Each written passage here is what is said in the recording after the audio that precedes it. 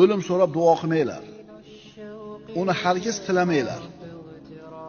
Agar kimki duo qilishga majbur bo'lib qolsa, aytsinki, ya'ni shunaqa bir qiynalib ketdi, duo qilishga to'g'ri kelib qolsa, shunaqa holatda aytsinki, ey Parvardigor, hayot men uchun xayrli bo'lsa, meni hayotda qoldirgin. Agar vafot men uchun xayrli bo'lsa, meni vafot ettirgin. Tushunarlimi?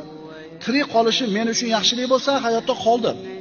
Yo'q, dunyodan o'tib ketgani men uchun yaxshiroq bo'lsa, vafot topdir. Chunki kelajakda sizni nima kutib turganligini bilmaysizda. G'azablanma. Seni Allohning g'azabidan uzoqlashtiradigan narsa g'azablanmasligingdir.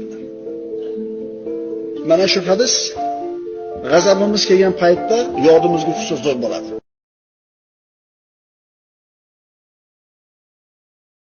Hech bo'lmasa-chi, birodarlar, sayr qilib qabristonga kiraylik.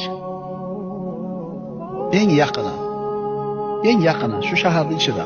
Kiring, qabrlarga bir qarang, ibrat olasiz.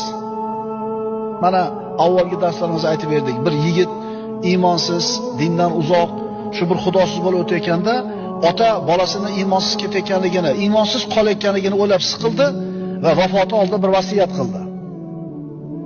Nima qildi?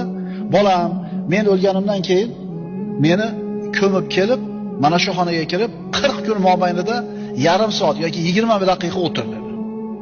Nima qilaman o'tirib dedi? Jim o'tirasan faqat dedi. Hali yigit otasini ko'mib keldi, aytganidek 40 kun mobaynida 20 minutdan o'tirdi. Keyin Allohni topdi, iymonga keldi.